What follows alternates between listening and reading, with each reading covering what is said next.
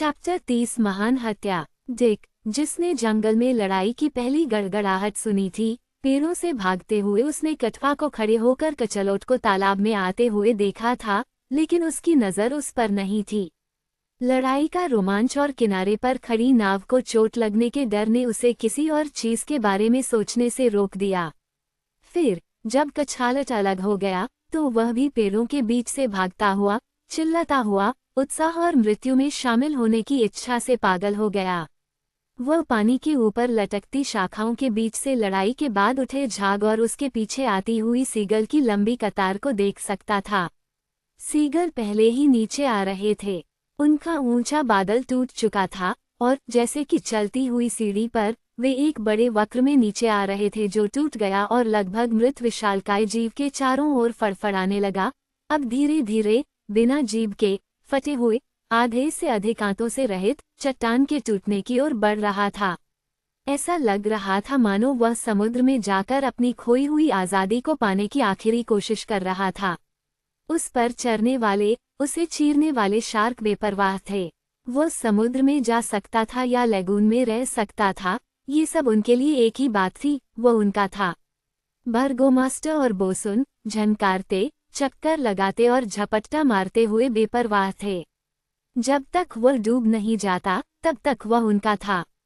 Dick, पेड़ों से टकराते हुए और झाड़ियों पर ठोकर खाते हुए तब तक पीछा करता रहा जब तक वह किनारे के सामने केले के बीच पर नहीं पहुंच गया। यहाँ जहां उसने लामिनाई के बेटे स्रू को मार डाला था, जिसके शरीर पर ज्वार, गूल और शार्क बहुत पहले ही बिखर चुके थे, वह देखने के लिए खड़ा था, जबकि कैचालोट लगभग मृत पानी पर एक बड़े वलय में घूम रहा था, एक वलय जिसे पक्षियों के भंवर के नीचे वर्णित किया गया था। लेगून कभी भी इतना सुंदर, कांच की तरह चिकना नहीं लगा था, सिवाय इसके कि जहां इसका विशाल भाग आधा डूबा हुआ चल रहा था, गल्स द्वारा अनुरक्षित, जिनका प्रतिबिंब सतह पर सफेद दिखाई दे रहा था और जिनकी छायाएं फर्श पर शार्क की छायाओं और डॉगफिश की छायाओं के बीच चक्कर लगाती प्रेत पक्षियों की तरह लग रही थीं। फिर डिक के देखते देखते धीरे धीरे मरते हुए कछाल ने गति पकड़ ली।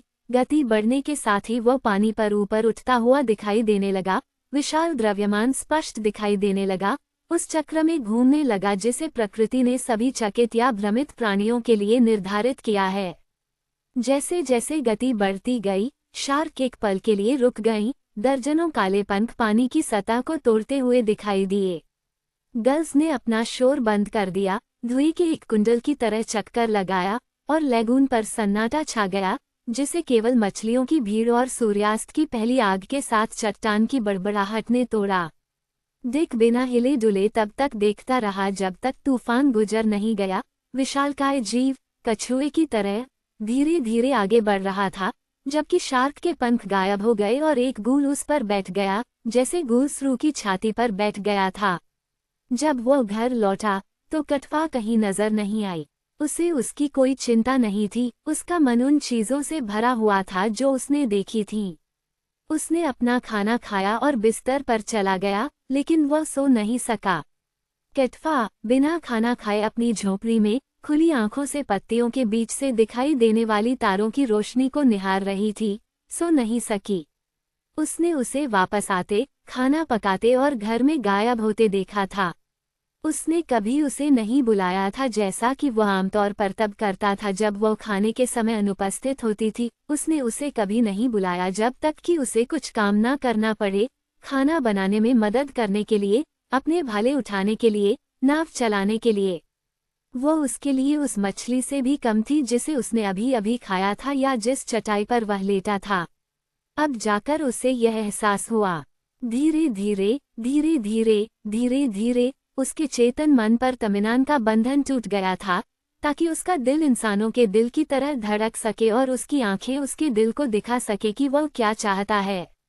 उसके अवचेतन मन में हमेशा की तरह शक्तिशाली जादू उसे हमेशा के लिए इंसान के स्पर्श से अलग करने में सक्षम था, लेकिन उसके चेतन मन को मुक्ति मिल गई थी, एक ऐसी वस्तु जिसे वह अपने स्वभाव के सभी दबे हुए जुनून के साथ पकड़ सकता था और उसके प्रति उसकी उदासीनता